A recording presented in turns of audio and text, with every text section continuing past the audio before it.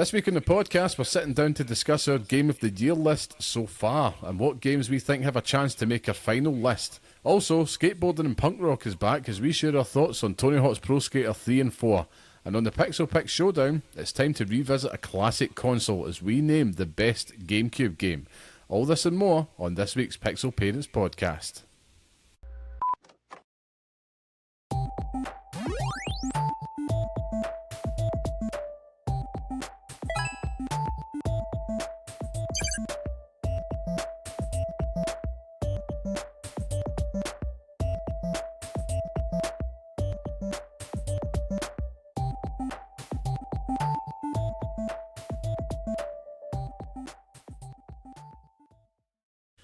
Hello and welcome to the next episode of the Pixel Parents Podcast, the show that discusses all things gaming from the perspective of parents. I am your host, Liam Kelvin. Today I'm of course joined by the bearded one, Scott, the tastemaker Curry. How are we, Scott?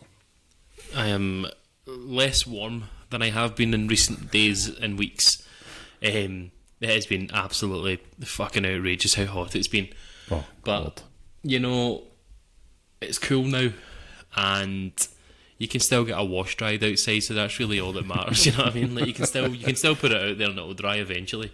Things aren't getting burnt to a cinder, and my head is surviving, which is nice. Still shiny, but you know.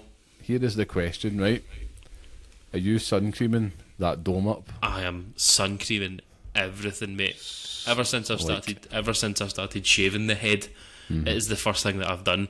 I've never listened to more skincare regimes in my whole life. Like, I bought a moisturiser that has SPF in it, so I can fucking. Oh yeah, slightly matted effect. I find the things I have to get one for my face. Aye, because that's it makes a big difference. I felt like this part of my head was getting like sore, like with all the sweat, just like salty. I'm starting to look like fucking, what do you call him, Abdullah the Butcher. But I love that this is video now, this podcast. That's So what people it will is. see that. People will see that. I'll enjoy. It's oh god. But it's been nice, man. Like, it's been good. It's been a strange week for gaming though. You know, it's been one of those weeks where there needs to be a conversation said about, you know, climate change and also how that is going to affect my gaming habits in the future, because if it's going to be that hot and I'm not going to play games, I'm going to be very grumpy about it. So I might start joining Just Stop Oil just so we can play games in the future. You will join them purely to stop yourself buying a Switch 2, because handheld gaming is the answer, sir. Handheld gaming. I'd still be sweating though. I'd still be roasting. And, you know, I had bought... I mean, for everyone, new listeners and old listeners alike, I had accidentally bought a Switch 2. How do you accidentally buy a Switch 2? Fuck knows, but you accidentally buy it. And almost broke my one rule for this year in not buying this console, so I cancelled it. Because nobody needs that. And I've not really got anything else to say. We obviously had an in-person trip to the viewing room to watch Superman. Mm-hmm. And apart from that, nothing else really. Yeah. How have you been? Good. Also too warm. I think it's a very humbling moment, you know, as an older gentleman, as we know, the hair just flies off your napper eventually, and you do have to start getting the sun cream on the head. And I think that it's almost liberating, but the first time you do it, there's just such a deep sense of like, oh, it's come to this. Plenty of that at the weekend. But yeah, it was good in the sun. We invested in a pizza oven, you see, Scott, and it was a success the first time. You know, I'll be opening a pizzeria soon. I'm now going to obsess about all things dough in the house. It's amazing. Making dough is the greatest gift, I think. Like, I'm one step away from making sourdough, having a sourdough starter just kicking about, because I love it. Watching that bitch rise, it's so good. You should do it. I know my wife did that years ago. Had a little starter. I can't remember what his name is. Herman, I think it was. And it was quite delicious, I have to say. But yeah, I'll call the whole Phil Spencer. Phil Spencer, so you can need fuck out of it and just fucking stop doing stupid thing. Aye, but by that, I know what you mean. Like, it is just too warm to game. That being said, you know, it's a game in itself, managing the heat in a house. So going in between, the rooms, and I've put up like blackout films and stuff to try and keep the place cool. But in the mornings, before the kind of sun peaked over the weekend, I was getting some game time in with my son in particular, because we did have Tony Hawk's Pro Skater 3 and 4 over the weekend, and I don't know, it did add to the experience, oddly. I'll come to that later in the show though, but yeah, bar that, since it's cooled down, it has just been a case of, just enjoying, coming back to the current favourite just now, and the routine, which we'll get to. And yeah, we did see Superman, no spoilers, but had a great time. But yeah, no spoilers at all, because that's not the type of show this is. There will be no humble brag reviews. We've seen Superman. We've seen Superman, like everyone else. Let's go see it. You have a good time. Yeah, that's my takeaway from it. It's a good time for all, I think. Yeah. Just somebody take a wide-angle lens away from James Gunn. That's not only us. No, actually, give him more. Give him multiple wide-angle lenses. Yeah, it's going to start looking like the old school skateboarding videos if he keeps it up, man. But yeah, plenty of video games, plenty of stuff to get through. I'm excited for this week's topic, as always. But yeah, game of the year so far, but we'll get to that shortly. Let's get some housekeeping out the road first. So for those listening, this is the Pixel Parents Podcast, a weekly podcast by parents of game for those who do the same, where each week we discuss all things gaming whilst raising little ones. Now, every Friday you can listen and see your old dads talk video games on YouTube, Spotify and Apple Podcasts as well. So please subscribe to us on YouTube if you're not there already, so you don't miss our mugs every week. Now, if you want to be part of this podcast, come say hello and share your thoughts with us at pixelparents.bsky.social, on Blue Sky, or write to us at pixelparentspodcast@gmail.com. And if you like what you hear and you want to support the show, you can leave a 5-star review and share this podcast online with your friends. That really does help us out. And of course, thank you to everybody that joins us each and every week. Now, with all that out the road, Scott, what have you been playing this week? It's been persistence, Liam. That's the key word for this week, is persistence. Because every evening of this week, in fact, no, let me take you back. Let me take you to Monday. Or when did it start getting really hot? Was it Monday? Mm. Yeah, so yeah. Monday, it was so hot, and this week was the week that me and my wife had decided that we're clearing out the loft. We're bringing everything down, we're clearing it out, sorting it and putting it back up, and we started it on Monday, and that has made its way through the week. Now, it has also coincided with the hottest day of the year in my head. It has also coincided with my daughter deciding that she doesn't want to sleep anymore. Bedtime is not a thing anymore. It's she'll fall asleep when she falls asleep, and it's just like, you know what, do it then, go and sleep with her, go fall asleep whenever, it's fine. And every single night this week it's been, we stop and we say, look, we can't do anything more, like, let's just stop now and we'll do it. And that usually is about 10:30, 11 o'clock. Then I need to take the dog out. By the time I get back from taking her out, it's maybe 11:30 at night, and I can't be arsed anymore. Like, I couldn't face Death Stranding. I couldn't do it. Yeah. I couldn't be bothered with the emotional toil that Death Stranding is bringing me. But eventually we get there. So a few days later I managed to go back to it, because I've not played it since we interviewed Grant last week. I've not done it. And I think that what was that you're talking about? You can tell them when I'm stoked. Right. But it's I'm sure we haven't discussed it enough. But I was at the same point as you with Death Stranding, and I think I'm still there, to be honest with you. I've just been farting out deliveries here and there. I'm getting a wee bit bored by it now, though. It's almost like, I need to move forward in the story, but I also don't want to, because I hate not having everything done before I leave. It's tidying your house before you go on holiday. It's like, I know I'm going on holiday, but I want this place to be nice when I come back. With Death Stranding, I have to 5-star everything before I go anywhere, and it's killing me inside, Liam. Like, if I have to deliver one more thing to that fucking animal shelter, honestly, I'm going to shoot every animal in the shelter with sleep darts and just put them to sleep, because you can't kill animals in that game. Well, no, you can, because you get likes taken off you. I tested that very early on. However, I just wanted to see what happened, but it's just I can't do it anymore.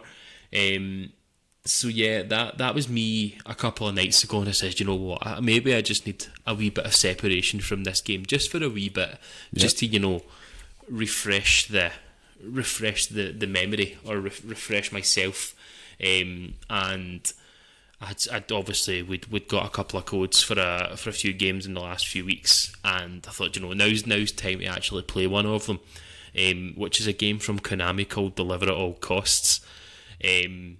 I'll take a punt on it and see what it is, see how it looks, and sort of what it can do.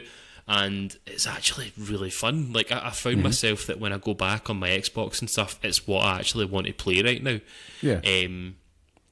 It was released in May, I believe it was. But it's you play as a wee character called Winston Green, who's just a sort of down on his luck engineer in a town, I think it's San Marquis, so it's like sort of New Orleans-y in the 1950s. Let me say San Monique, sorry. So yeah, he is a down on his luck engineer, and basically falls into this job where he falls into this place called We Deliver, which is a company that will deliver anything. Like, deliver at all costs is this mantra where whatever you want to send, they will send. I've already delivered, crates and crates of fireworks that are going off mid-run. I've delivered a massive, huge marlin fish on the back of this truck. It is hilarious. Even like balloons. And what it does is that when you're driving, randomly you'll just like the house from Up, you'll just randomly start floating across the map. But it's so cool. Like it gives off vibes of like a PS2 game where it's just want you to go in and have fun. Like, it's not taking itself too seriously. Its story doesn't take itself too seriously, and it's just dropped you in this world and said, go and play. Like, you can do the missions. You also get this sort of free roam sections of it as well, where you can go and do whatever you want. There's loads of collectibles. There's loads of wee side missions and stuff like that as well, which is pretty cool. But it's very much tailored around this whole destruction system. So if you've watched any trailers for this game, or if you've ever seen anything to do with it, you literally plough through this world. Like, buildings do not exist anymore. It's just you fly and crash through buildings, and it's hilarious. You can take out people and stuff like that as well. I mean, they're not dying, they stand straight back up again, but they will, they bounce off you and they just go miles away. It's great. As I say, it gives off vibes of a game from the PS2 era, but it also sort of it's akin to like old Grand Theft Auto, if that makes sense. Like, that top-down perspective. It's more of sort of isometric perspective when you're playing it, but this is like, see if Grand Theft Auto 3 wasn't 3D and it wasn't like in the way you were sort of playing it, this would have been a perfect way to have made a Grand Theft Auto game back in that day, and I think it would have had a really, really interesting sort of future in that way. But who am I to talk about Grand Theft Auto's future? But it's well, that's true, but it is really fun. Like, I think that if you are just looking for something to switch on and really not think too much about, it's pretty interesting. It's one of those games where you can just shove it on for a few hours. If you stick it out and play it for longer, then great. But see, if you do just want to play it for a couple of hours and put it down, then that's fine as well. It's on PlayStation 5, Series X and Series S, and you can also get it on Windows as well. I'm trying to see if it's on Game Pass as well, because I'm pretty sure I've seen it, but if not, I doubt it'll be that expensive anyway. I think it's only like 25 quid or something, which isn't too bad, but it's interesting. It's a fun wee game, and it's been a nice wee palate cleanser for all the misery and toil that Death Stranding has brought me in the last few weeks. It has so much tar, and feet, but and feet. Yeah, I mean, Hideo Kojima has his way, but yeah, it's great. Like, it captures the whole vibe and style of the 1950s. Like, it encapsulates everything to do with that. The music, the art style, the world itself. It's gorgeous. Like, it's got this it's just got this look about it that's really striking.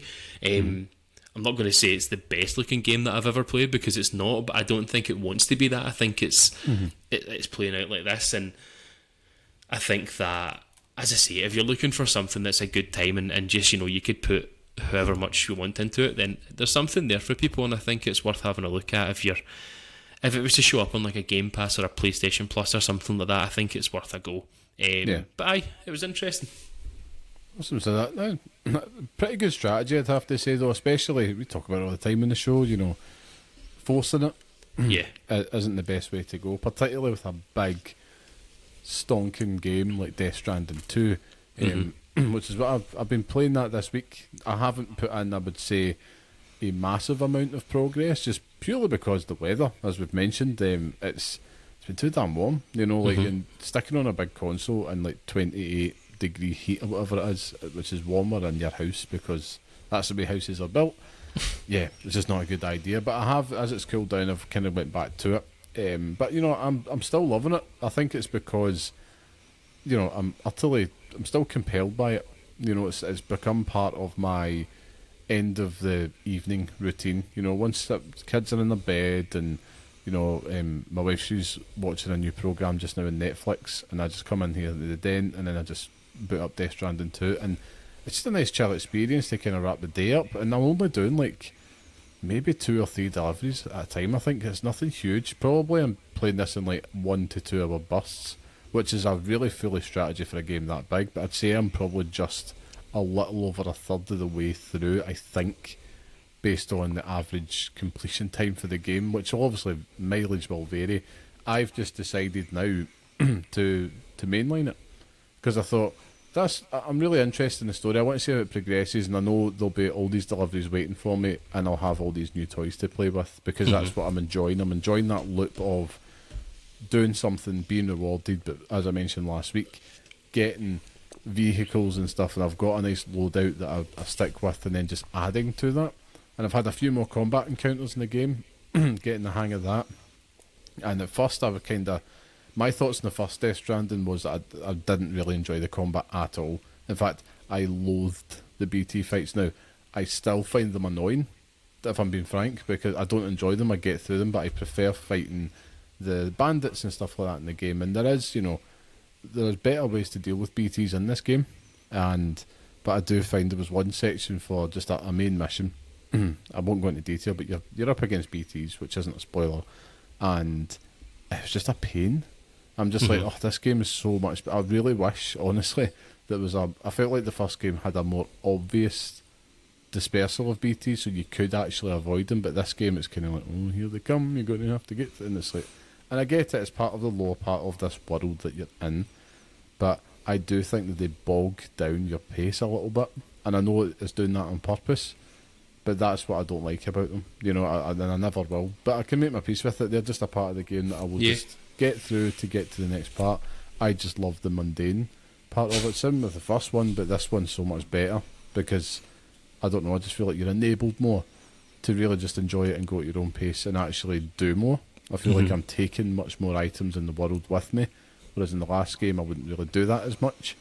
I didn't feel I was encouraged to, if I'm being honest as well, but this game's kind of, no, off you go. They want you to do it, and it's just endlessly positive reinforcement that you're getting, similar to the first game. Too much positive reinforcement sometimes. Yeah, it's, I would say, that there is the little bit, you're far gone in these games when you're playing it, and you're going, man, that jacket looks alright, by the way. You'd never wear it, you look like a complete goon, but it's like, sorry, maybe I'll get that, but then you stop playing it and it's like, nah, I can't wear that. I don't know if that's just the Glaswegian in me. It's like if you get caught wearing anything that reflects your personality, you're getting a doing for it. That's basically what it is. Even like a football top, especially a football top, but it's like anything at all. You know what I mean? Walking down the street wearing a t-shirt with a wrestler on it, it's like, are you like Stone Cold, you're getting it, and so on and so forth. But yeah, I mean, Death Stranding 2, I think that's going to be, I'll probably update less as I progress more, just purely because I don't want to bore the listeners here. But yeah, I'm still enjoying it. I'd probably say your strategy of you're doing very much a completionist run, which is why it's probably going to take you a little bit more time. But I know for a fact, we both know you're going to find that groove after your palate has been cleansed, yeah, as you say, and then you go back to it, and you'll probably just battle through it to the end. And I think you've done the right thing. I said it the other week. It's you're unlocking vehicles and you're unlocking equipment and stuff that help you on your way. That there's really no reason to stop, stop and do it. But it's also just it bothers me. No, it bothers me like leaving things behind and knowing that they're there. It's like, I'll just do one more. I hate leaving stuff. I also think that I'm responsible for building every road in that game. Like I've never carried more metals and ceramics in my life. I have it's found ridiculous. That's the biggest distraction for me is roads and monorails, because I'm like, that will just make life easier. That's why you're encouraged to do it. I do just wish every now and then the game would just chuck me a bone. I've got enough generators for days. You know what I mean? That's fine. The generators, and I appreciate them from other players. Let's start building some roads, guys. Start building some bridges. You know what I mean? Like, that's what we really want. Give the crowd what they want. And I pay it back. You know, like, I'll build a bridge here, especially if I know it's on the way to something. Whether or not it shows up in another person's game, who knows? You know, it could all just be simulated online stuff for all we know. But it's true. It does work. It works really well, and I appreciate it, because it's just, I don't know, that's the beauty of the game, I suppose. But as I was saying, my goal with it is simple, which is I want to beat this game before Metal Gear Solid Delta comes out, which I feel is quite lofty a goal, because we've got a few other games that's going to be sapping my attention, because I've not only just been playing that this week, Scott, I have also been playing Tony Hawk's Pro Skater 3 and 4, which came out, I think it was last Friday, it would have been, I think when it the was, episode went live. So I've been playing that on Game Pass, kind of tempted to pick it up on Switch too, but I've not heard a thing about it, so I'm not going to, I just have my reservations about that, just in case it doesn't run well. But on the Series X, man, it runs like a dream. What can I say? Does exactly what it needs to be. It'd be a perfect game in handheld, I think. But the gameplay is just as you want it to be, and as you remember, it's immense, absolutely immense, addictive arcade style gameplay. Tony Hawk's known for. They're still doing the same thing. I love that they've still kept the classic skaters, but they've got them as old guys, which I can appreciate, because it's like, yep, this is it was a time and place, and you have moved past that time and place, which is cool. Even though it's seeing like old Tony Hawk, and then like Bam Margera's back in the game, as you'll have seen. If you've seen any content about the game, they're likely playing as Bam Margera in it, to be honest with you. Chad Muska, all the rest of it as well. But I mean, the interesting thing for me this week is that playing it at the weekend, and naturally I've been putting it on in the morning, as I mentioned, because it was roasting, and also my son, so what's that? Like, oh, okay. Now, they've got mods in the game, which I thoroughly appreciate, because you can use that to buff the timer up to like 60 minutes if you want to just kind of have more of a Tony Hawk's Pro Skater 4 style experience, and it will let you just kind of chum through the goals still. But you could do the usual things, like the old school cheat codes, like, you know, perfect rail balance and increased jump, and you can't, like, you know, fall off your board. Which is perfect for him who just wants to pick up the pad and explore it a wee bit. And I was like, cool, on you go. Is it technically PEGI rating for him? No, but you know, I'm his dad, so it's fine. But it's, we all played Mortal Kombat too young, so it's okay. We did, aye. But you know, we didn't get this game to review or anything. But for me, I was like, you know, it's the only way I'm going to get a shot is if I give him a shot. So I did that, and then it was like, right, I'll show you how to do it. And he was actually getting there. He wasn't anywhere near being able to play it, but he was understanding the concept. And as we all know, it's different when you've got the controller in your hands. But yeah, it is just such a nostalgia trip, and playing it in that heat, it just added to the whole experience. I just kind of felt like, man, this just feels like an old school summer. You know, 12, 13 years old playing this game again, and life is good, you know. And the music is a big part of that. Naturally, it's missing a lot. I think there's only about 6 of the OG tracks or something across it that's in there. They've got the good ones, you know, the ones you remember. For instance, like CKY, for example, love it or hate it. That's the only one. That's the only one that needs to be in there. You could put that on an endless loop, and I think I'd be okay. Aye, I mean, it's got that in there, but at first I was a little bit, I'm not sure. New things, I don't like that. But see all the new additions in it, man. Like, yeah, they've picked well, they've curated it so well. It's a blend again of, you know, punk rock, hip hop and some new age punk rock as well. Which at first, new age punk rock is an acquired taste because it's very, very overproduced, overpolished. You know, I would say if you're akin to any like modern Travis Barker productions, one of my favourite old drummers of all time, very, very produced to the point where it almost sounds artificial, but it's catchy. The ones that's in there, I'm like just bopping along, and I'm enjoying that. It's like, yeah, these will be added to a Spotify playlist, and I will listen to them, which is the best compliment you can give anything. But just such a vibe, man. And yeah, I think if you've got Game Pass there, it's a no-brainer. But if you were a Tony Hawk's 3 and 4 fan, you're going to have such a blast with this, man. Like, it's absolutely fantastic. I'm so happy. Like, when Tony Hawk's 1 and 2 remake came out, I remember saying to you, it's like, we need to get 3 and 4 now. 4 hasn't been remade exactly, but you know, there's concessions in there to try and recreate the experience by putting the timers up and stuff, and I'm just so happy. Like, I'm so grateful that we get this. That's probably my overall take. Not a review scored yet. I want to just kind of really wrap things up on it, but I've been just playing through the goals meticulously, like not starting new levels until I get everything. I've checked out a couple other ones in Free Skate, just for my son's sake. Like, there's a new like water park level which is absolutely tremendous, but I think Iron Galaxy, and I'll echo what a lot of people have been saying online as well, you know, give them the keys to the kingdom, let them make a Tony Hawk's Pro Skater 6.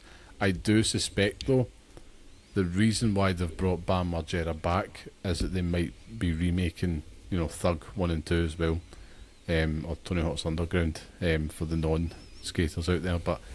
And I'd be happy with that. You know, they weren't my favourite ones in the series. Time has been more kind to Tony Hawk's Underground than anything else. A lot of people say that's the best in the series. For me personally, nah. For me, it kind of peaked with 3 and 4, to be honest. So, you know, I'm as happy as a pig in shit with this. If you played the games, man, just go back to it. And it's one I think's got. I don't. Where are you in the Tony Hawk's fandom? Are you honestly big I honestly don't know. If I'm being truthfully honest with y'all, I have absolutely no idea what I feel about it. I think that my love for Tony Hawk's actually is in Tony Hawk's Underground. To be truthfully honest with you, I think that's where I remember having my because is that the one you could get off your board and run around? Off your board, yeah. I have more fond memories of that. I didn't vibe very well with 1 and 2, like the remakes for 1 and 2, and I played the demo for 3 when it came out on Game Pass, and something about playing it on an Xbox controller made me feel unwell. Yes. I was like, I don't like holding this controller and playing this game. It feels wrong. Whether that's just, you know, tribalism and idiocy. It's like, why can I not do this? But it's something that I'll maybe play it. I'll just out of curiosity. I mean, there's no reason not to play it because it's there for free. Do you know what I mean? So I might as well just do it. But I'm not. I've got it downloaded, but I'm not rushing to play it. Like, it's not one of those things where my life growing up was Tony Hawk. I remember Tony Hawk Underground 1 and 2, and I can't remember. I can't remember the first 4. If I'm being honest with you, I couldn't tell you anything about them. So I'm not the man, but I know someone who is. Or we both know someone who is. We both know someone who is, yeah. Third man on this podcast, Mr. Sean Murray. I think he was actually Tony Hawk. That's my. He could do things in that game, make your head spin, man. But yeah, I would love to. Maybe we'll come on and join us, talk about Tony Hawk down the line. Probably now's not the right time since it's going to be a little bit too close to the release of that game, I would say. But yeah, maybe that's something we'll keep up our sleeve for future. But all I can say is you're right on the controller front, because that goes through my head whenever I'm playing it. I wish I was playing this on a PlayStation controller. It's just better with the D-pad for me. I don't like the D-pad that I've got, or the options that I've got on the Xbox Elite controller. It's a nice D-pad, but it ain't for Tony Hawk. It's just not quite right for me. But I might chop and change it with some other ones and see how I get on. But that's just the first world problem, to be honest with you. I'm just still so happy and grateful to be playing this game in the year of our Lord 2025. It's great, you know. It's if it introduces it to a new generation of gamers, they have fun. If it can maybe take off on the TikToks and streams and stuff, we will be getting more. We absolutely will, but I mean, hope will we? that it's something Will we? new. Is totally Xbox not in charge of that? Yeah, but I think they need every kind of public sentiment one they can get, and this is a really good way of doing it. And if you want to curry favour with people that control the purse strings, target Gen X and Millennials, Xbox, that's what you have to do. That's true. No, you're right. It's just the decision makers at Xbox are, they're not well known for making great decisions, so... No, not a good run of form. In fact, you could put them in charge of Manchester United or something like that. They probably have a lot in common. Topical. I would say, though, the only thing that I thought I'd be playing by the time we recorded, and we're not, because I've got a confession to make. I got my dates confused last week, so I thought Donkey Kong Bonanza was out last week. It's not. It's out this week. Wishful thinking on my part, but it's there in the Switch dock, ready to go. When this episode goes live, I will be playing it. And yeah, I'm absolutely buzzing. My son is absolutely buzzing. Now, I have a problem now, because that Switch 2's there, minding its own business, in the dock underneath the telly, the big telly in the living room. He's absolutely going to be playing that before I do. And it dawned on me today, I put out in Blue Sky, I was like, this is kind of momentous, because it's the first time ever that A, we're both buzzing for a new game that's coming out, B, he's going to play it before I do. I'm not sure how I feel about this, because I'm like, there better be 2 save states. If not, I was going to say, you might not get your wish there with 2 save states. I won't lie, like, there has been a part of me thinking, do I just take the Switch 2 with me to work that day, so that when I'm in from work, we can play it together for the first time? But then there's also, that's just big evil, man. Like, that's awful, isn't it? Buzzing for hide one of the Joy-Cons. I know. I could always restart the game. I did have to do that last week, though, I have to say. I'll come on to that in a second, but I feel like I might be entering a new era, because his gaming time has went up over the summer, because I'm not about. Now, he has inherited the Nintendo Switch, and his favourite thing to do now is to sit and play Super Mario Odyssey. But he also likes to play Mario Kart World on the Switch too. And wee bugger keeps on unlocking all these characters, so I keep going to sit down and play it. And I'm like, who the hell's this? How did we get that? I did not get that experience. But it's great, it's teaching me something more on my journey as a gamer, to share. So I'm not good at. But for when it comes to his gaming habits, though, man, he was getting a little bit tetchy. We spoke about this when we were at the cinema the other night. Yeah. And we don't know if it's just because, like, both our kids are about to start school, and that must be playing on their minds, because there has been some tantrums, some divaness, you name it, all there. And so I did actually have to take both Switches, put it in my bag, and take it to work with me, because I was like, nope, if you're going to start giving all the lip, you ain't getting any of the games. And I walked at that house, aged about 40 years, Scott, because I was like, I've become my father. You've become my father. That's so bad, isn't it? It had to be done, though. I felt like that's a responsible thing to do, and I don't want him to get a spoiled attitude when it comes to it, because the other thing that I'm hyper conscious of is that he has the benefit of his dad being an absolute dweeb and into all these games and buying all these games day one and talking about it with his best pal on a podcast. He's surrounded by all that. He has unlimited access to all these games, and I'm like, I'd really love to just instill in him, play one game, play it to death, and move on, because I feel like it builds the appreciation, but it also builds your skills, and you also come to love these games. The games that you played as a kid, the ones that you got for Christmas and you played all year, you love those games so much more. And that pressure of having to pick one and pick well, it's like, it's a totally different game now, no pun intended, with like a Game Pass and all that. And so we'll see. I'll report back next week. I'm looking forward to talking more about Donkey Kong Bonanza. But I'm absolutely buzzing, man. And the review scores came out. By the time this is recorded, the review scores are out. It looks like we've got something really, really special on our hands. I was just going to say that, yeah. Checked. So, mark my words, listeners. This is when Scott Curry finally buys a Switch 2, not by accident, and keeps it. I'm sorry, folks, but there's no. I was thinking about it today. I was pulling washing out of the wash machine, and I was like, it is weird that I have no... Like, because I was reading the reviews and I was reading like some of the sort of initial reviews and stuff for Donkey Kong today, and I was like, it is weird that I have no excitement for it at all. Like, there's even seeing the adverts and stuff and seeing the gameplay and everything. There is genuinely not a part of me right now that's like, oh, do you know what? I'll just go and buy it and pretend to my wife that I want it. Do you know what I mean? I want it in a competition. Aye, like it fell at the air and hit me in the head, so I bring it up the road. Like, there's just no part of me that wants to do it. Yeah, it's strange. Like it's not me, Liam. This isn't me. Like I am the character. I am the character here that buys these things. You are the queen of FOMO. I am. I bought a PlayStation 5 Pro while getting my hair cut when I still had hair. Like, it's just it is outrageous. But that's why you've had to shave it, because you can't afford the hair. I can't afford the Aye, it is ridiculous. But I'm sure, you know, there's something, there's a killer app in the future. Like, I'm thinking about, and we'll obviously get to the future games of 2025 and the sort of coming minutes, but you know, I'm thinking about games like Metroid. Don't really care about it. I don't know what. Don't act shocked. I've never played a Metroid Prime game in my fucking life, so don't. You know this. Pure unfortunate soul. You know this. But it's just, I don't know what that game is yet. Like, I don't know what is the game that they could release on the Nintendo Switch 2 that makes me go, oh, mate, I need to buy this now.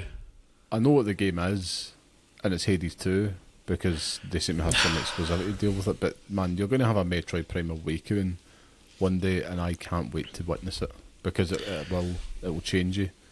When did the first one come out? 2002. So it's been 2003. It's been Metroid Prime. 23 years of my life that I've not even thought about it. So yeah, it's alright. You're alright, mate. I mean, I suppose if you're going way back to Metroids, we're going way back into the 80s here, but the Metroid Prime series. I played one of the Metroids on the Game Boy, like many moons ago. Fusion, perhaps? Fusion, probably, aye. But apart from that, it's not a series that I particularly enjoy, which is strange because it's, you know, it is typical Scott Curry game, but I don't know. I tried to play Metroid Prime, and I tried to play Metroid Prime Remastered when I bought it like a couple of years ago when it came out, and I couldn't be asked. It's just like, Metroid Dread's another one. Like, that's just played that as well. Game, man. I didn't like it. I got chased after the robots too many times, and it's just like, this is great, but I just can't be asked. I just can't be bothered. Like, no, fair enough. There's something about playing on a Switch that bothers me. Like, I've said this to you before. Like, since buying the Nintendo Switch, you know, the first one, I have maybe only completed 2 games on that console in its entirety. Triangle Strategy and Super Mario Odyssey. Those are the 2 games. Also did Tears of the Kingdom as well. Tears of the Kingdom, right? So 3 games, like 3 games in the life cycle of that whole console. Like, most of the time, there isn't, genuinely. Like, I hate playing on it for some reason. There's something about it that just irks me.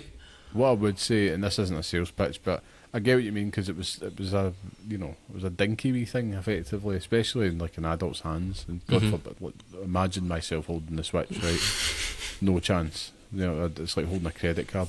And the Switch 2, just that little extra oomph they've given it, it has that feel of you. It encourages you. You want to play it. Like, I thoroughly enjoy playing that in handheld, and it's even like the screen's better. It's not OLED, but it's like the all-around experience of holding it. It feels special. It feels nice, and it's like, yeah, this is something I'll be quite happily playing on for 7 years if my son doesn't break it. So that's the name of the game, because he has got the lines blurred between what is his and what isn't, effectively. But yeah, but I suppose, you know, who knows? Donkey Kong Bonanza may convince you, Scott, but you know, this is a game that's yet to come out, I suppose, at the point of our conversation. But what we want to talk about in the main topic today is all about all the games that have came out so far. More specifically, what the game of the year so far is for both you and I, and probably more of a celebration of the best of the rest, effectively. And really, what we want to talk about, because we're over halfway point of the year now, there's been a lot of good ones. For me personally, I'm pleasantly surprised. I wasn't expecting much from this year, but it's really, you know, what's impressed us so far, you know. And at the end of it all, we're going to talk about what our individual game of the year is, where it's sitting at, and effectively any upcoming ones we think has the sauce to make it into that final list at the end of the year, which I very much looking forward to, because it was actually a lot of fun, the game of the year process last year. But yeah, Scott, why don't you kick us off with them? We'll just take one apiece. One apiece. I mean, I'll go for the killer choice then, just to start us off with, which is, I think if we're talking about game of the year this early, there really is only one game, I think, and it's Clair Obscur Expedition 33. I think that has it in the bag, already. It is, it is theirs to lose. Do you know what I mean? Like, I don't think they will, but it's just phenomenal. Like, a game out of absolutely nowhere that is as polished as that is, made by so few people as that is, that, is so quintessentially French and has such emotional impact, storytelling, character arcs, character performances, voice acting, combat, parrying, bloody everything. It has bloody, what'd you call him in it? Gollum, Andy Serkis in it, with the most beautiful hair. Like, it's just ridiculous how good this game is. It is outrageous that we got that game this year, and it had no right to be as good as it is. Yeah. Disgusting. I mean, couldn't agree more. Top of the tree for me as well, looking at my list here. As I said, c'est magnifique, c'est très bon, whatever you want to call it. And it's like, yeah, still an outstandingly good experience. Instant classic. That's it. Like you said, those characters you're talking about, like Renoir and stuff like that, Gustave, Maël, etc. These are characters that we'll live with us. We'll be talking about the same way we do with, like, classic RPG characters in like 10 years' time. And hopefully we'll have another one out that maybe it's another expedition. Who knows? It's true. It's one of those games where we look at, games of the year in the past, and we look at, what are the games of our time and our generation, and this is going to define this generation, I think. Xbox Expedition 33, Xbox 33, it's going to define it. It feels like this is the game of the generation so far, I would say. Like, yeah, it feels like it. Something quite special. Easily. Yeah, je ne sais quoi, whatever je it ne is. sais quoi. I'll be here all day. It's the full package, man, and it was such a pleasant surprise. And the build up to it at the start of the year, from what we had saw, and I remember we were having a conversation in the episode, and it's like, this actually, if they nail it, it will be something special. And thankfully, and it doesn't happen often, it was, and that's the beauty of it. It was, wow, they absolutely nailed that, and a game that I would happily replay, give it some time, and actually go for a different ending this time round. Even though I saw the other one on YouTube, but I'm like, it's that's I'm encouraged to do so. Yeah. Excuse me, but I suppose you spoke about other games of the year. One game of the year that I thought that probably didn't, not saying it's a bad game, right, but I thought that probably shouldn't have got the accolade was this It Takes Two, which leads me on to the pick that I have on my game of the year list so far, which is Split Fiction. It's a game that we're still to finish off, but we're not far off it. But it's easily just some of the best fun that I've had playing video games this year. Absolutely, just so much fun, and the way that it blends so many different gameplay styles, genres, you name it, into this game is absolutely incredible and impressive. And you have a smile. You're like a Cheshire cat playing that game. What I would say is downside is that unless you're probably well versed with a lot of these gaming genres and styles, you might be a wee bit bamboozled, because it's like an onslaught of like these kind of like mini games effectively. And the narrative isn't the best. It's very much a very I was going by to the say numbers that. AI. It feels very much like It Takes Two potentially. One game of the year, because its story was emotional and it had that range, whereas this just feels like the narrative is there just to fit the fact that they wanted to use all these different genres. You know what I mean? Like, it just made sense to throw it into that. Yeah, I mean, it's like, it might not be top of the tree for me, but I feel that it's definitely, it's on there. So it's a branch in terms of that final list so far. It's a branch on the tree. That's it. But yeah, so far I think it's deserving of a place on those games of the year so far. But any other ones that's coming to mind, Scott? I think, for games that I've actually played and enjoyed, I think if we're looking at, games of the year, I don't think it's going to win a game of the year, but I think that there's a conversation for the improvement that it made to its previous entries with Monster Hunter World, or Monster Hunter Wild, sorry. Monster Hunter World, I'm thinking of the first one that I played, but yeah, Monster Hunter Wilds, I think that it is an improvement in all things in terms of what the older games were doing, and from first look to playing it, it was completely different from what I was expecting it to be, and I enjoyed every single minute of playing it. Do you know what I mean? Like, I think that if it was another time and this was the only game that I owned, then I could have been playing Monster Hunter Wilds even now. You know what I mean? Like, just like burning through that game. But I think that if you're looking at multiplayer games, like if it's going to be at the Game Awards, you're going to see that in loads of different nominations for like multiplayer games and stuff like that, because it's phenomenal and it really deserves it. So aye.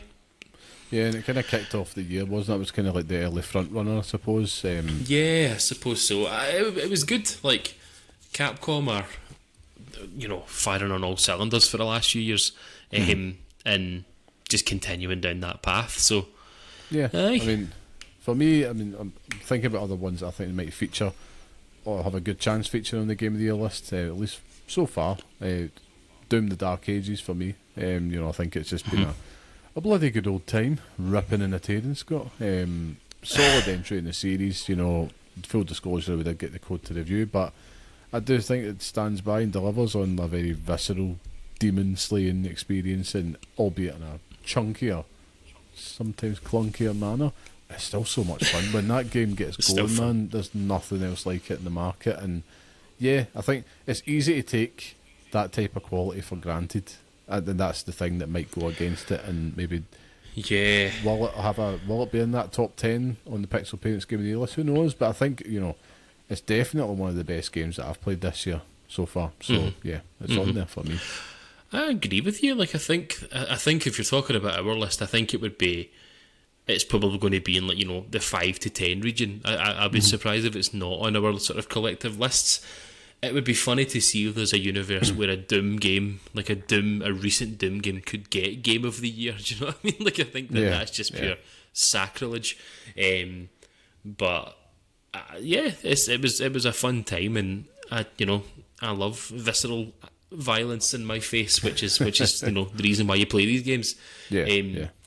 But a game that had absolutely no visceral violence and no action whatsoever. And I'm only putting this out there because I'm now online and people can see my face, and I need to just put it out there into the world. But Game of the Year are games that sometimes I absolutely hate. Right? It's fine.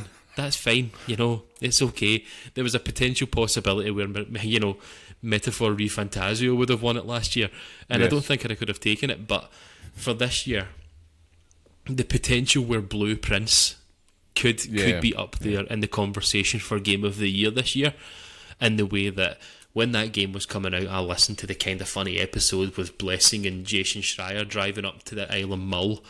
My wife was asleep beside me, my daughter was asleep in the back of the car, and I was just listening to this podcast thinking, oh my god, this game is going to be humongous. Like, it is going to be enormous in terms of the impact that it's going to have. The gameplay on it sounds absolutely incredible, and I can't wait to get back from my holiday to play it. And then I got home and played it, and that scene from The Simpsons where Krusty the Clown is just like, what the hell was that? The whole time that game is just that. It is, what the hell is going on here? I think I'm just too stupid for it. Like, I never got to room 46. I couldn't be bothered anymore. I was just like, do you know what? I'm not picking up any more fucking keys. Shove them up your ass. I can't be bothered doing it. Like, the game is hard enough, and then you have to enter the whole luck-based system. RNG, like, it's... Stop it. Just stop it. I mean, there's people that I've watched since that have played it for weeks and weeks after I stopped, and they were finding things that, ridiculous. I even joined a Discord conversation, a Discord group, to see what they were doing, and these were people who were playing it day in, day out, and citing everything that they've found on that day, anything new, anything the same. It's like, this is ridiculous, the meticulousness of this game, and that is its strength. You have to be really meticulous in terms of the way that you approach it. You have to literally look at everything, analyse everything. And Liam, that is just not me. Like, I can't. I am just, run in, see what I see, and leave. It even got to a point where that room where you have to find which box is correct and the two boxes that aren't, I was just picking the first one that I looked at and just run away because I couldn't be bothered anymore. It's like, oh my god, but it's a game that a lot of people did love. And yeah. That's just the way it is. I mean, you're Bruce speaking to one of them. Anyway. You're speaking to one of them. I mean, I think I'm sure I gave it an 8. Of course, I gave it an 8. Give it an 8. But for me, it was. I know you didn't vibe with it, and as we have learned, the reasons why. It's easily in my game of the year list so far, though, just because it is, it's engrossing, albeit I agree, not life-changing experience. I think that was probably oversold a little bit. But you make your own mind up, and for me, I was just obsessed when I was playing it, and I did truly love just kind of playing detective with the game. I said it at the time, but insist if you're into puzzle games, go check it out. It easily deserves a place on my own personal list. That might be one that we behind the scenes when we're devising our game of the year list. There's always these outliers for both of us. You see, 'cause we don't have the exact same taste. And I'll come to that later on in the games to come this year, but where we do have to kind of make our case and present them to you listeners, because it's fun that way. We do kind of it's an interesting system, and you'll hear about it when it's time. But with Blueprints, I'm laying out misty just like the game. Blueprints, though, I think for me was like, it could have been so easy to kind of throw in the towel, but it's the way that game breadcrumbs you. And it's great. And I actually got into the habit of listening to like a podcast or something like whilst I was playing it, because there isn't actually anything else about you, but you're still so locked in. And that experience of having the notepad, which I still have there, filled with my notes, screeds of them, it was so cool. And it's like, that game is essential to play it with a notepad. Otherwise, you're just like, And it did actually, when I finally got to room 46, figured it out. It was like that one run where it all clicked into place, but you were just missing that thing, and you were doing run after run just to get the right RNG, just to be like, right, here we go. That moment where it all clicked into place, and you finally got there, and the credits rolled, man, it was like, this is pure satisfaction. It really is, but you fucking earned it. That was the thing. It would have been easy to go online, and I fought the urge many a time to just go on for a guide, because me, Mr. Mainline, I'm like, I just wanted to get to the end of this, but I thought, no, we'll stick with it. And I put in a lot of time into it. Must have took me about just over 30 hours, I think, to get to room 46, and that wasn't even the end of it. You could still go back, and there was many little mysteries in that game to explore. And at the time I did toy with the idea of staying there, but I felt, no, my time here is done, and I've really enjoyed that experience. It's time for me to move on. And yeah, for that, I think it deserves a wee spot on the list for sure. I'll add another one to the list, right? It's my turn, I suppose you went Blueprints there, but for me, I think yes. Assassin's Creed Shadows is going to get on my list. It's the only game that I have platinumed this year, and for good measure, I would say. It didn't disappoint. Even though, as I said, I still feel that previous entries in the series may edge it, it's still a resounding step up from Mirage, which I felt like was such a misfire for me personally. And the gameplay is the best it's ever been in the series. It's a secret stealth gem. If you're into that type of stuff, and the way that it gives you the options, I think, oddly enough, the part that I was most looking forward to, which was the geography of feudal Japan, it was just a bit flat, and it lacked the detail, and it lacked the variety that other ones had as well. But yeah, for me, I think Assassin's Creed Shadows definitely in with a shout for me on Game of the Year list. I'll be bringing that, be packing that in the back pocket just to see, right, can I convince him? Can I convince the heel of this show for me to have Convince my me? way? Yeah, Oh, so good grief. we'll see. But this is you getting Yeah. your advanced preview of what to expect, Scott, in a few months' time when we're having the Game of the Year conversation. But yeah, but you're up next. I mean, there's definitely a conversation for it. I think that even though I personally haven't vibed with it, it's still one of those things where you have to acknowledge the fact that it does better than, you know, any other Assassin's Creed before it. I think so. It's absolutely worth bringing it up anyway. For me now, I was very, you know, confused about which to go with next, because it feels like I was actually looking through the list of games that I've played, and a lot of the games that I've played this year, if not new, have been older games that I've played for the first time. Yeah. But I want to get into a conversation about a game that I'm playing at the moment, a game that we're both playing at the moment, with Death Stranding 2. Yes. Now, personally, so early into the game that it's hard to say, but with it being a Jeff Keighley joint, you know, like, what is the chance of this game Jeff Keighley game getting to a Game of the Year? Yeah, what is it? You know, what's the chances there?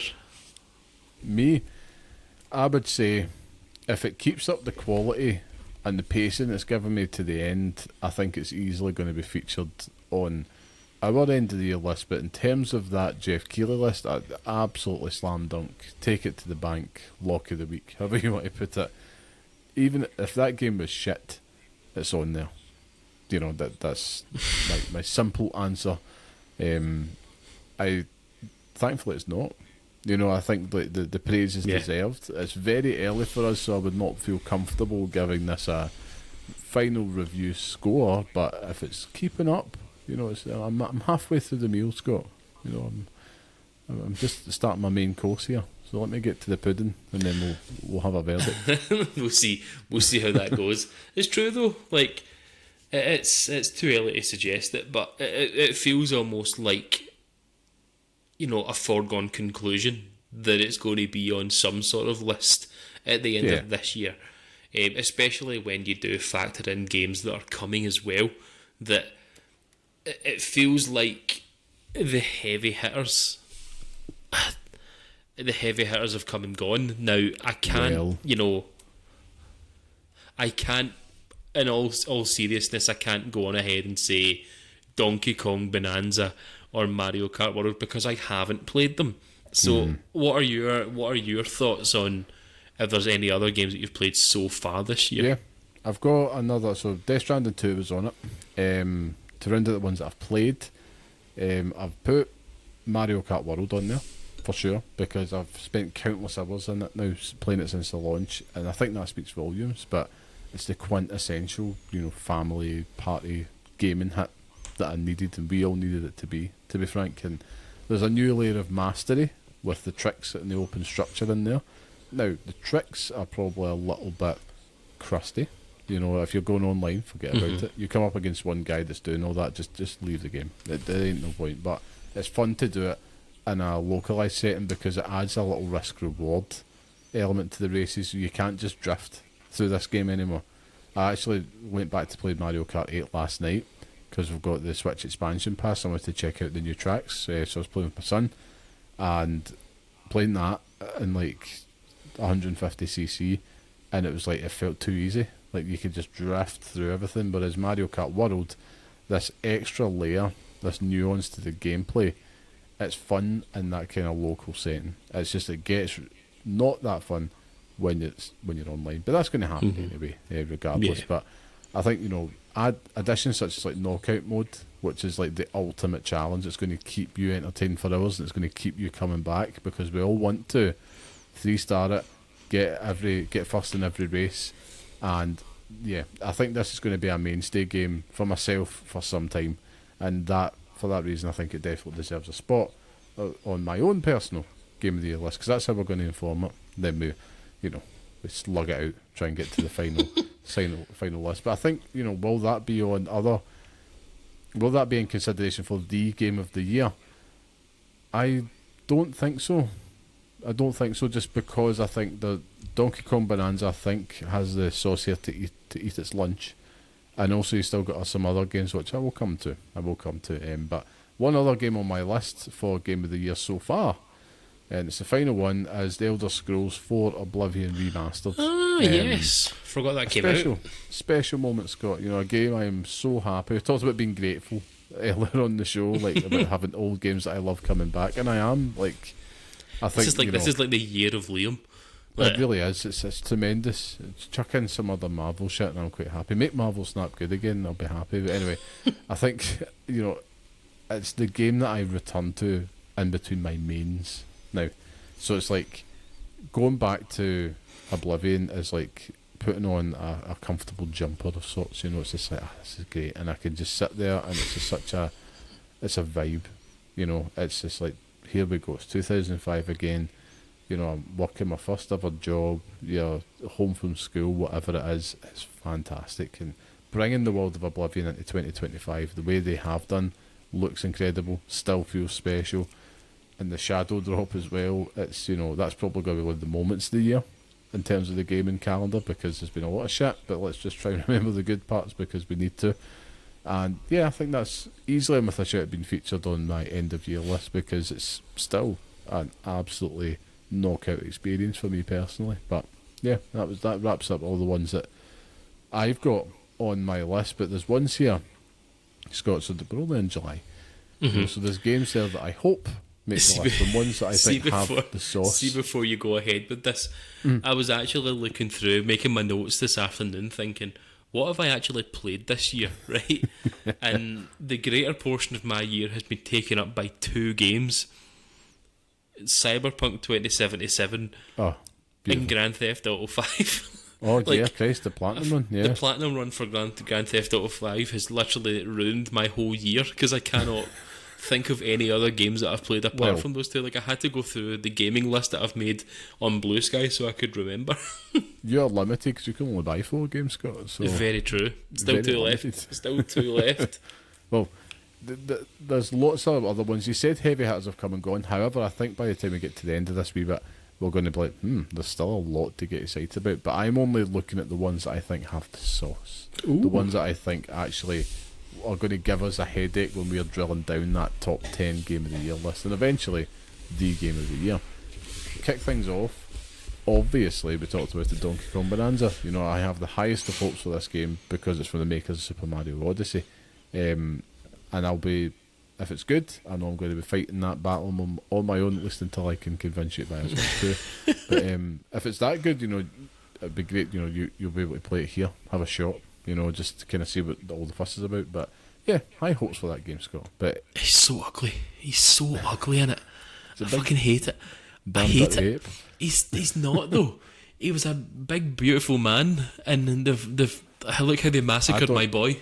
I don't know. I actually am a fan of the new look. I hate it. I hate it so much, Liam. Too smooth. Nah, I hate him. I hate him so fucking much.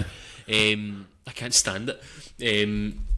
I mean, looking at the end of the year and looking at games that I'm excited for that I don't think it'll ever make Game of the Year, but Metal Gear Solid Delta Snake Eater. Oh yeah. I don't think Jeff Keighley could ever bring himself to admit that it's good now. Hideo Kojima's in his pocket somewhere. He's Doll Man. He's actually got a Doll Man Hideo Kojima attached to him, which would be hilarious. What a piece of actual cosplay. That'd be amazing. Would it be too on the nose if Doll Man was played by Jeff Keighley? Oh my god, that would be hilarious. Sleeper hit of the year. Doll Man himself is one of the best characters ever. But I just think that remaking such a beloved title. And, we're talking about the Oblivion remaster, which, if you'd called that Oblivion remake, fine. It's more a remake than a remaster, but managing to remake Metal Gear Solid 3 and without having played it, doing it successfully because, Konami don't miss right now anyway, And it's the same people that remade Oblivion as well, I'm pretty sure. So, Virtuous or something like that. So, Virtuous. It's they obviously know what they're doing, and I've just got high hopes. You know me, I'll eat up anything Metal Gear Solid 3. So I'm very excited for it.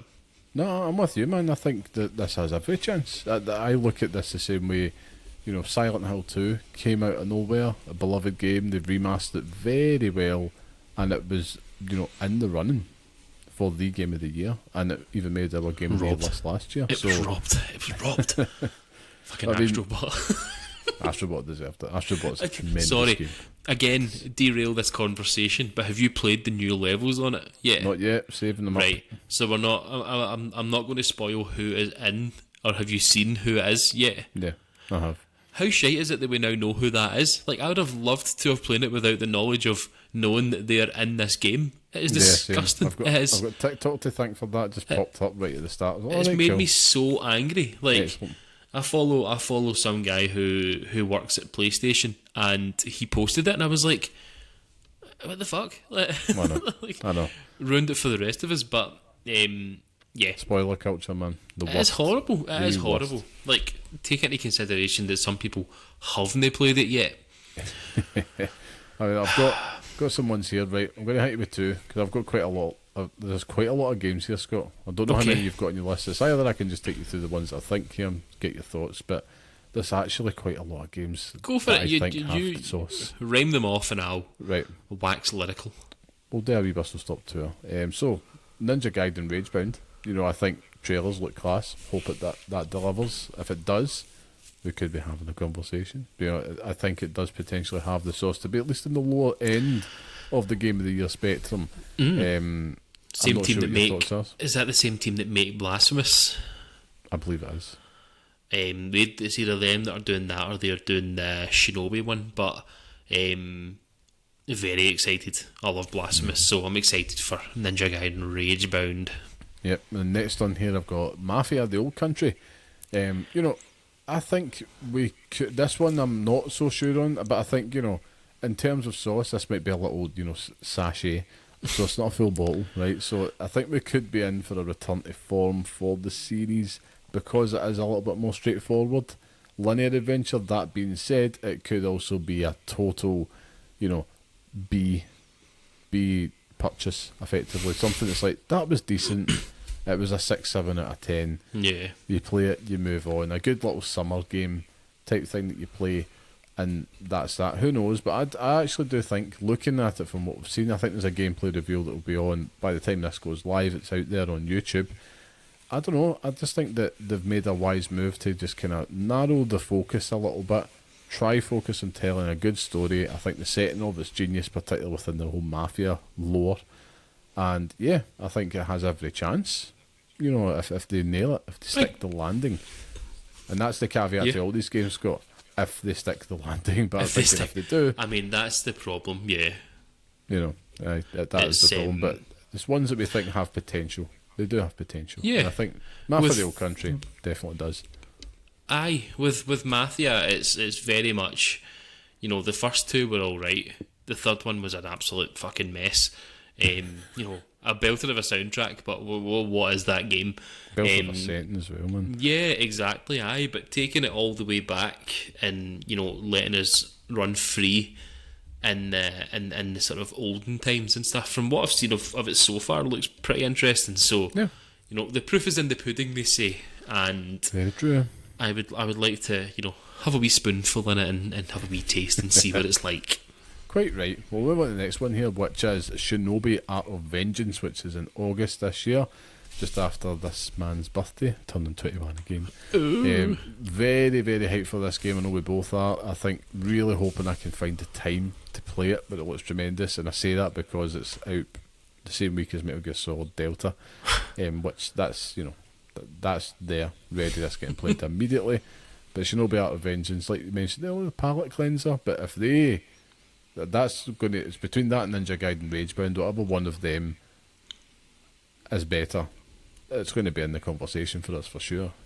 Because I think that could be a little sleeper hit there. Yeah, you've got two very similar games Do you know what I mean? Like exactly. it's kind of, it's hard to say, but it's definitely one that I'll play. Do you know what I mean? Like, I'm excited to see how it does. Am I going to play it around the same time as Metal Gear Solid? I'm not sure, but we'll see. We'll see how that goes. That's it. I mean, it's one that I think I'll usually PlayStation Plus gives you like a very tiny discount in these type of games. Yeah, and I'm hoping that they'll do that. And if they do, I'll pick it up. If not, I think I can hold off, but I will try my best to play it this year because it's on the radar for sure. Another one that's on the Game of the Year radar, and this is a couple of Scott Curry picks I've peppered in here, Scott. Because I'm not just saying about myself. I'm thinking about ones where's going to be the tasty points for us when we are sitting down having that Game of the Year conversation at the end of the year. So the first one here is Hell's Us. I think this could be in with a shout for me to play it if A, you like it and you give it an endorsement, and B, it's so good that I decided to take a punt. But I think that this has got a Scott Curry sleeper hit written all over it. I really do. Personally, I'm like that. I'm a little bit unsure because I don't know if it's going to ask too much of me. Yeah. We've all got very limited time, but we both know where our breaking points are. If something's a bit too vague for me in the offset, it loses me. This game, I think, is really putting all the onus on the player, which I totally admire them for. Very intrigued by it, but I look at this, I'm thinking, I think this is going to be one you're going to jam with, and I think it might come up in the conversation at the end of the year.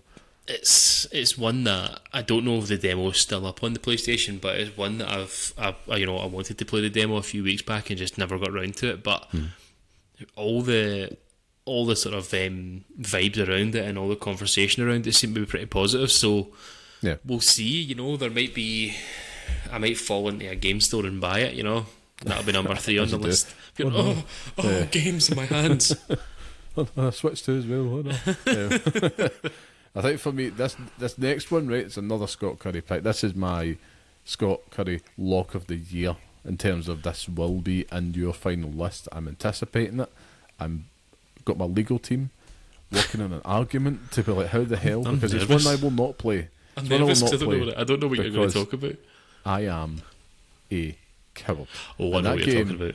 The Silent Hill F. Scott, you know it. I know it. But I think this is locked on for a Scott Curry pick. After the praise and the adulation you had for Silent Hill 2, I must admit, from the trailers that we've seen, this game looks fantastic, but also fucking scary as all hell. So I'm not touching it. But yeah, what are your thoughts on that? I have forgot that. I actually forgot that it was coming out this year. So you've reminded me.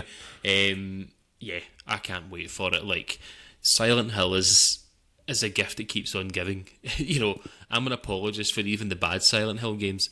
And Silent Hill 2 last year was like a spiritual awakening back into a period of time that I needed to be back in.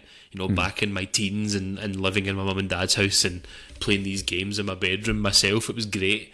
With Silent Hill F, the setting, the characters, and all the weird stuff you're seeing so far is just hitting. So whether or not it can carry that through, because that's the issue with a Silent Hill game, is that the beginning of it's good, the second part of it's maybe a little bit, and then the third part is like, okay, let's just end this now. So whether or not they can do that the whole way through is really the sort of the testament to it. But I'll be there day and date, and I'll let everyone know how it goes. That's it, like the Jacksons, I'll be there. If my trousers are soiled, then you'll be first to find out. The weird thing is, I'll happily watch a playthrough of these games online. It's the playing of a horror game that I cannot do. In October, I am going to give you Silent Hill 2 Remake just to play it. Like, I seldom keep physical games anymore because I just can't be arsed. And there's still no space in the house for it now. Like, once you've got a child, everything gets fucking thrown about and put in your room. So it's hard to find places to put them. But Silent Hill 2 Remake is one that I've kept, and I'm going to give it to you to play through in October because I'd love to see it. Okay, but maybe we could figure out some way to have some fun with that as well. Maybe stream it or something. We could do that, but we'll come back to it. You can hear the enthusiasm in my voice for that. Yeah, get to shit my pants live on I can't wait. But yeah, this next one is one for both of us, though, Scott. Back to it, Albie, and I think this is one as if again stick to landing from what we've seen. I think we're definitely going to have that in there, which is Ghost of Yoti. Yeah. You know, the sequel is always better. That's the logic. And I think Sucker Punch are approaching this in a way that they do know that they've got something that resonates and that can be special on their hands. The only thing I'm dreading about it is just the snowflakes out there that can't handle the thought of playing a woman in a video game. Bar that, I don't really have any other negatives on that from what we've seen at the state of play. I'm very much like, yep, I'm all in. Let's go. 3 months away, let's do it. Yeah, that state of play last week. Yeah. I wasn't sold on this game until I watched that, and the fact that it is very much you go and do what you want. Like, with Ghost of Tsushima, it was very points on a map and just go and find them, whereas this very much just seems like you choose where you want to go and it takes you on it. All the different sort of screen modes and everything else there as well, and you know, lo-fi beats as you're playing it. Yeah, I might just become lo-fi the man. You know, you should. I want to make that part of my personality, but I am also very partial to the Kurosawa mode that you can play it in the sort of the black and white. I would love, and it might be something that I'll do, because I wanted to do it with Ghost of Tsushima, but once I finished that game I never played it until recently, but I wanted to replay it again, because just to play it through in that Kurosawa mode and get the visual of playing it the entire way through, it almost feels like you're cheating the developers of that game out of what they've created, because you're playing it in black and white. But you know, there's a part of me that's like, I'll do it. I'll maybe do it with Ghost of Yoti just to see what it's like to begin with, because I'm excited for it, man. We didn't speak about the state of play at all on the show, so I'm buzzing now for it, to be honest with you. Like, it's probably one of my most anticipated games for this year, which how do I then buy it, Liam? Because I've only got 2 games left for the year. Well, you're going to have to figure that out, aren't we? Disgusting. Should have said 5. No, Ghost of Yoti definitely has the HP. Definitely does. So I think, you know, I'm really looking forward to that one. The sauce for people who don't know what HP means. Health points. Houses of Parliament sauce, for those who don't know what type of sauce it is. Daddy's sauce. Yeah, definitely better. What was it? There's with Ghost of Yoti, it's very much like, can you? I know we'll put it on our list, because I'm thinking about our list as well. But could that be? I think even if that game's bad, it'll still be on our list. Like, you played Assassin's Creed Shadows, for fuck's sake. How dare they? I wanted to say it. I wanted to say it. But could there be a future where it could go into like a list for a Jeff Keighley Game of the Year nomination? I think it could. I think if they pull that off, and if they really stick to the whole player freedom aspect of it, I don't really see why not. Because the gamers, the feudal Japan setting has been Hansel. Has been so hot right now for the longest time, right? But every single one that's came and went has been 8 at best, and just missing that something to take it over. The gamers are still craving that, because it's, you know, we're gamers. Anything associated with Japan gamers are going to be there because they're obsessed. You know, that's really it, because it's the home that delivers us all this magic effectively. And when it comes to that feudal setting, you know the type, you know, just like a lot of guys are about our age, and they kind of make, you know, feudal Japan their whole personality. The market is fucking there. And if they manage to pull that off, I don't really see why not, because that's the white whale out there. The person that does that will get the rewards. Now, will it win Game of the Year? I don't think so. But because I think the one that will do it is just Head and Shoulders. But I think it could be in Is there. that a hair joke? Like, It was, yes. Versus beautiful locks. Oh, how I wish, how I yearn for them. But yeah, I don't really see why not, because it's a Sony first party exclusive, you know, and it's been a while. Yeah. You could say Death Stranding 2, you know, we're getting 2 of them, but I don't really count that, because I know that's going to come to Xbox at some point. So that's just me being fickle. Right now it technically is, but yeah, I think Ghost of Yoti absolutely is in with a shout if they manage to deliver on the promise from what we saw in State of Play.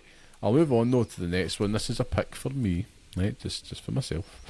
because you know I'm a sucker for this type of game, Scott, and that is if it comes out, which is mixtape.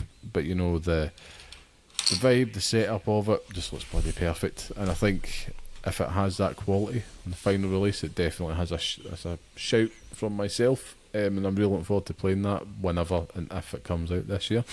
Another one for myself is Jurassic World Evolution 3. Oh my God. It could be my rogue pick, Scott. It could be my rogue pick. I am hoping that it evolves the gameplay, and if so, it has every chance for me.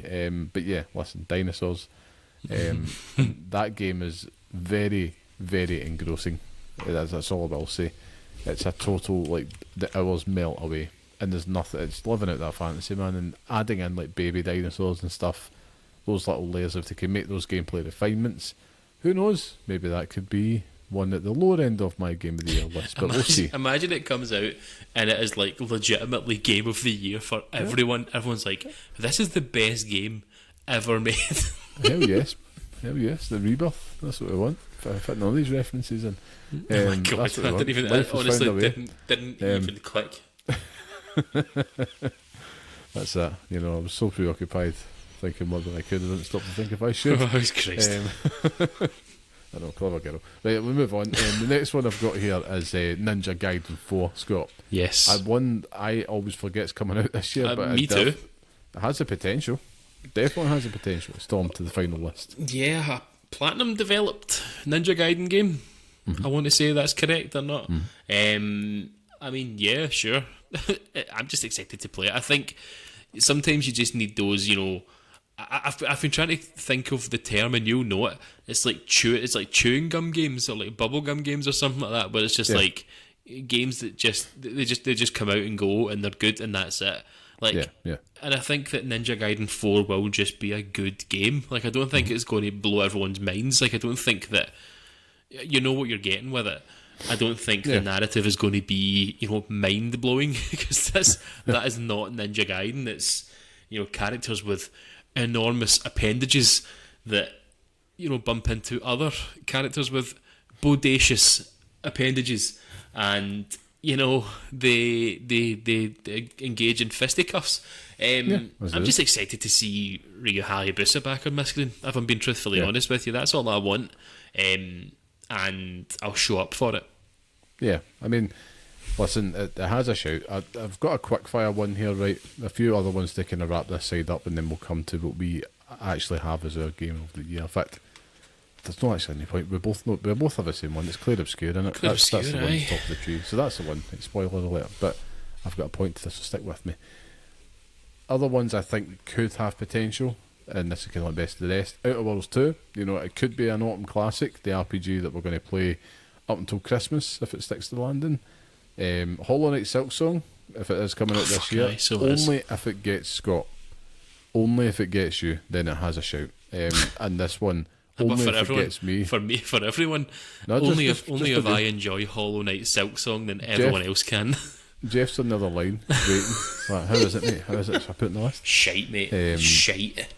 For me, Metroid Prime 4. Yeah. Very, very hyped for that. I think that could be another very special entry. Nintendo coming out swinging that first year of the Switch, I think that will cap out a very good first 6 months. But I do have a funny. I wouldn't be surprised if that slipped to 2025. However, I hope I am wrong. But if to 2025, yeah, I'm hoping I'm wrong, but we'll see. It could easily feature in my top 10 game of the year, easily. And I'm really buzzing to try out these mouse controls, because it is.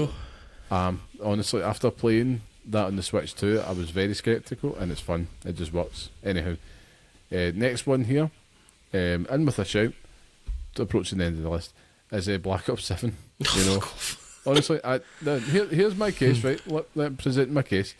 I don't think it can make the list, right? Because we are cowards.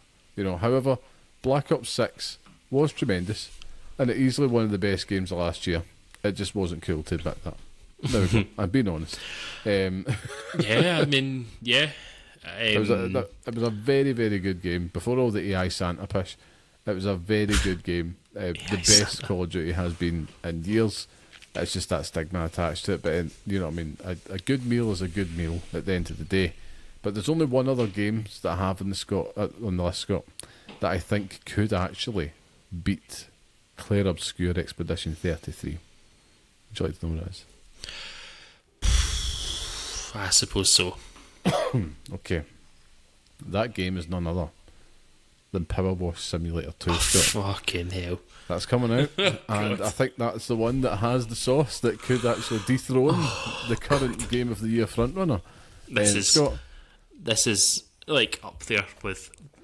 I know it's a bit, and I get it's a bit, but this is up there with worst bits in Pixel Parents history. Like this goes off my, Man of Steel is the best Superman movie. But honestly, not anymore. Twilight Princess is the best Zelda game, and it still is. Fucking Power Wash Simulator 2. Oh my god! I'm serious as all hell. I am as serious as a punch to the face. Power Wash Simulator 2 will have the sauce, and it will put us in a very difficult space today in Game of the Year. It's going to be that good. A transcendent experience that's coming our way. 100% convinced that you are now being influenced by Big Power Wash Simulator. Like, that's Big it. Power Washer. Karcher has you by the ganglies. That's it. No, I mean, listen, it's it's coming out this year, Scott. I am the evangelist of Power Wash Simulator. So good that it's getting a sequel, which is something that Expedition 33 doesn't have yet. So that's all I'm saying. Right? So I'm here for that. I'm going to be fighting this corner. This needs to continue forever now, Liam. Like any game that doesn't get a sequel, like Power Wash Simulator did. That's it. This could be the start of my heel era, but that could be the one that could dethrone it. But that's everything that we've got on the list, effectively. But all I'm thinking that going through all these games, and at the start of this, making my notes, I thought, like yours, all the big stuff's gone, but there's actually a lot of good games still on the horizon. Still to come, aye. And even, I was going to say, unknown quantities, because there's games that we won't have played. Kingdom Come Deliverance 2 and stuff like that as well, like enormous when it came out, but we just didn't play it because, the crust on our hands had subsided at that point. I just can't commit to a game like that. It's too much. But it's there are games there that we won't have played. PC gamers as well. Bring them into the conversation if you want.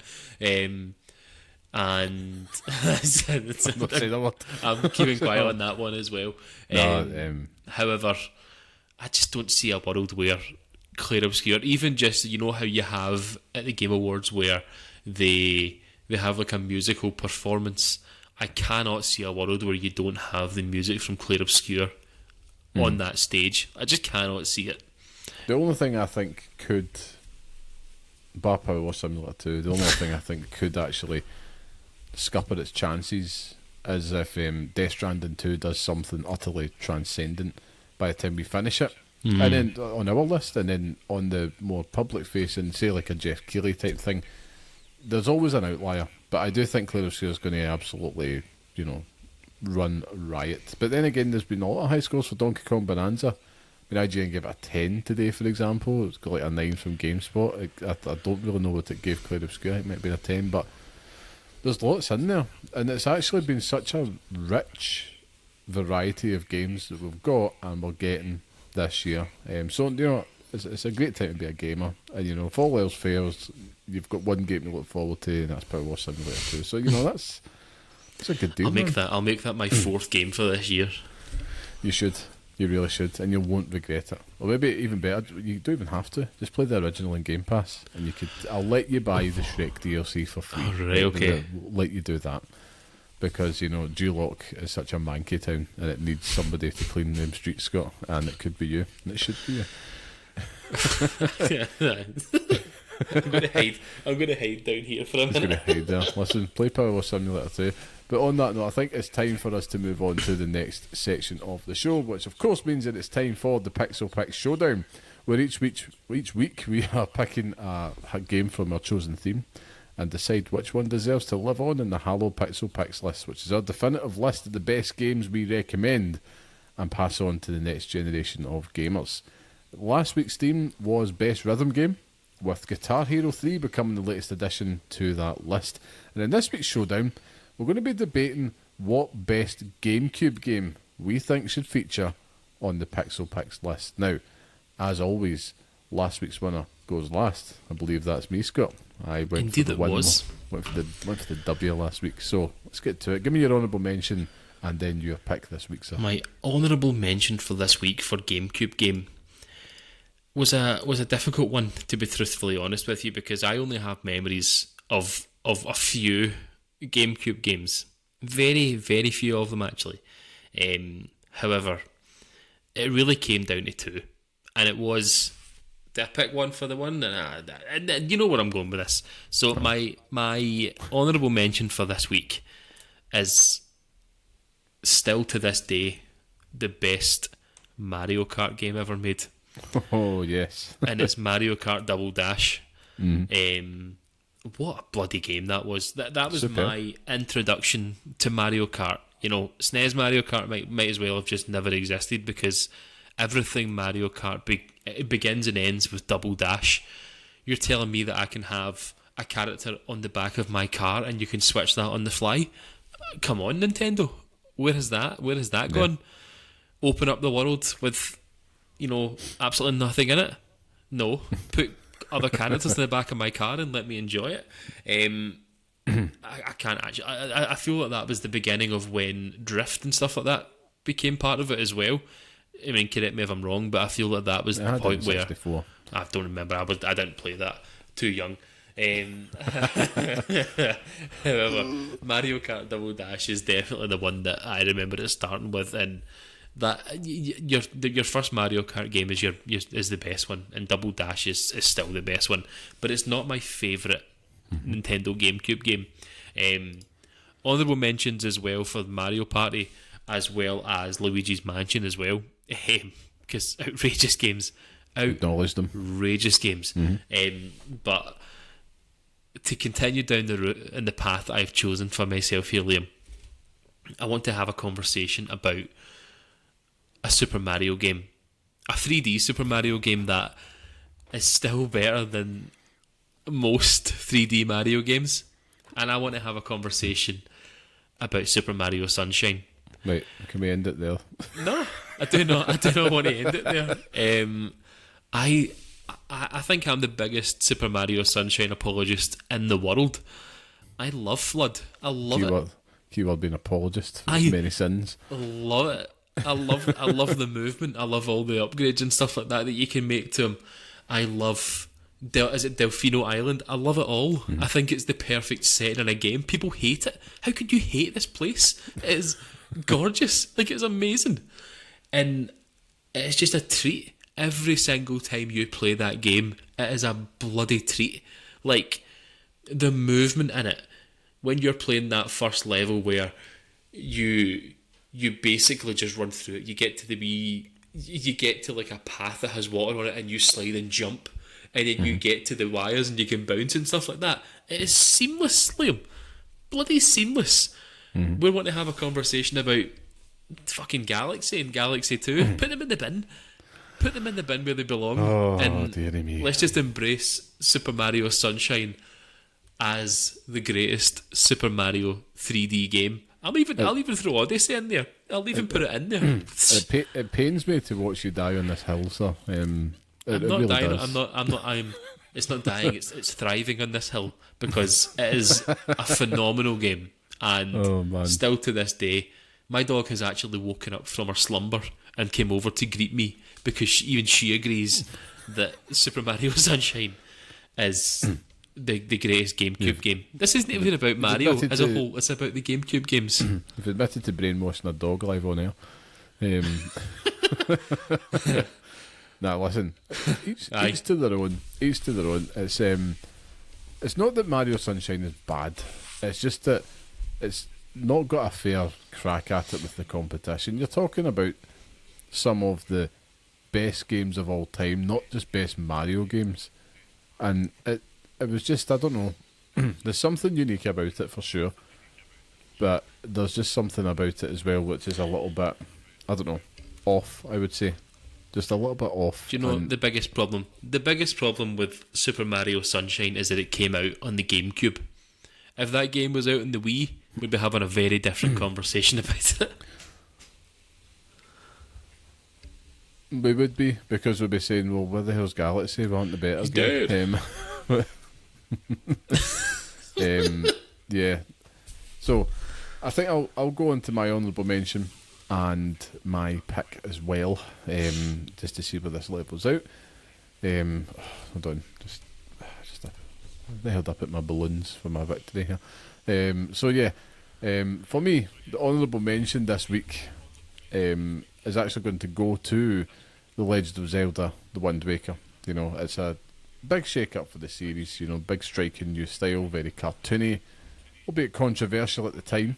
I think it's went on to become quite beloved, and it ends up being a classic adventure. You know, sailing the seas instead of riding through fields that were so associated so well with it after like Ocarina.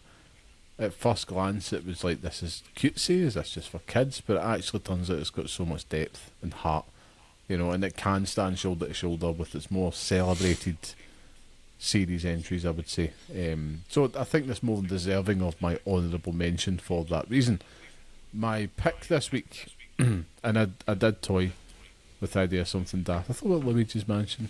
I even thought about something like, you know, Rogue Squadron or something like that. But no, it's an easy one for me, which is Metroid Prime. You know, this had no right, absolutely no right. I mean, retro games, they were given this Herculean task: make Metroid cool and relevant and essential again, and nobody expected anything from it.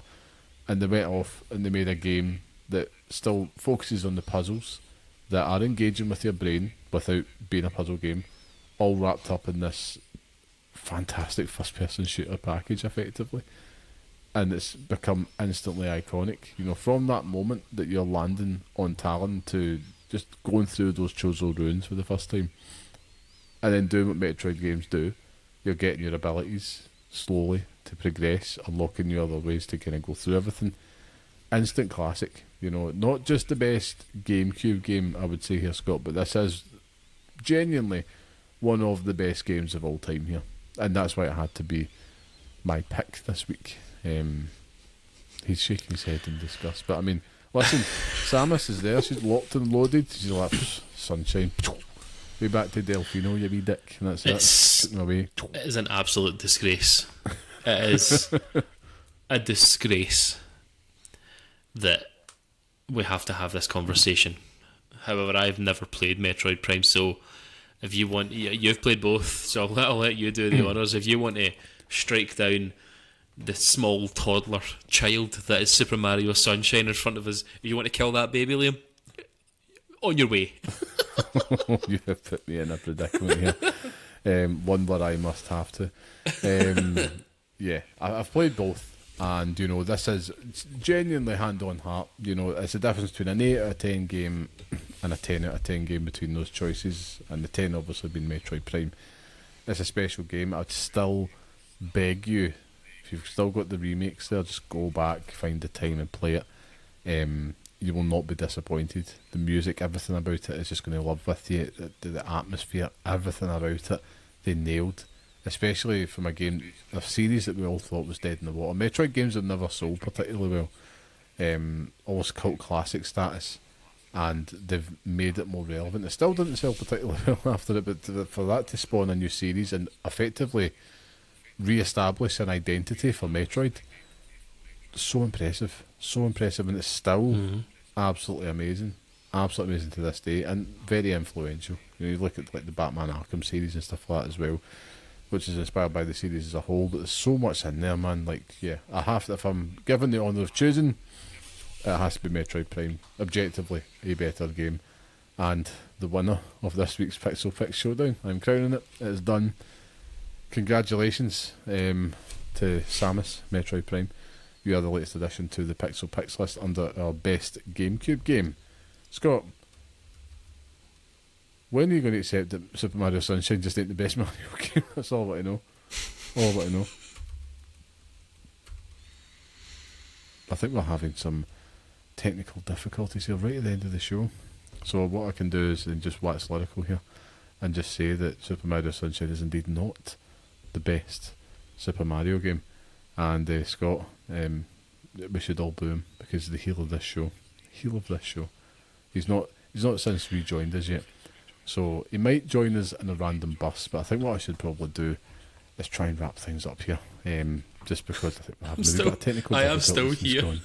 He's still there? Alright, okay. I'm still here. You froze and I had absolutely nothing. I heard you saying, because I have the honour, and then it just froze. But I'm expecting, and I don't want you to, correct me here, but I am expecting you to have said, I have the honour to choose Super Mario Sunshine, and just leave it at that. It's fine. I honestly, I wouldn't put it past you that you've turned your internet off and on just so that you can facilitate and try and squeeze this in. Fine. In fact, no, Liam, it's fine. It was Metroid Prime that was crowned, and it has already been ordained into the list that your shenanigans will not be tolerated. We're going to have to investigate this. I wish it was shenanigans. I was just sitting here like an absolute dauber, waiting for it to pop back up again. Well, it won't in the final video, that's the main thing. It's just at the time of recording. Technology, that's it. We love it so much, but sometimes it does fuck up on you. But on that note, it does bring us to the end of this week's podcast. So thank you once again for joining us, and remember to support small independent games media out there. So if you like what you hear and you enjoy the podcasts, please share this on social media. Tell your friends about us, or leave us a wee 5-star review. Everything you do helps us out, makes a massive difference. Scott, it is test time, and I'm not sure if you've turned the Wi-Fi off again or not, but if you can hear me, can you tell people where to find you online if they wish to engage with you? Indeed. I am available at wamaman.bsky.social. If you want to, join the movement to get a recount, I demand a recount because this is absolute fake news on this Super Mario Sunshine ballot, then you know where I am. Come find me. Oh, there's been lots of things on this week's episode. We're going to have to wrap this up quick because we're just lagging out, so we're just guessing when the other person stops, but I know he's finished then. So if you want to follow myself online, you can follow me at bluesky at carmelite.bsky.social, where I will be chatting lots and lots of nonsense and giving you updates on my progress with Death Stranding 2 and more. And a huge thank you to our producer and music man, the talented and handsome Mr. Sean Murray. Please go show him some sweet nasty love and check out his work on Instagram at barehandsdesigns and barehandsdesigns.com. And you can listen to the next episode on all major podcast platforms and YouTube, and follow us on Blue Sky at pixelparents.bsky.social, and of course write to us if you wish at pixelparentspodcast@gmail.com. But until next time, stay safe, stay sane, and thanks for listening.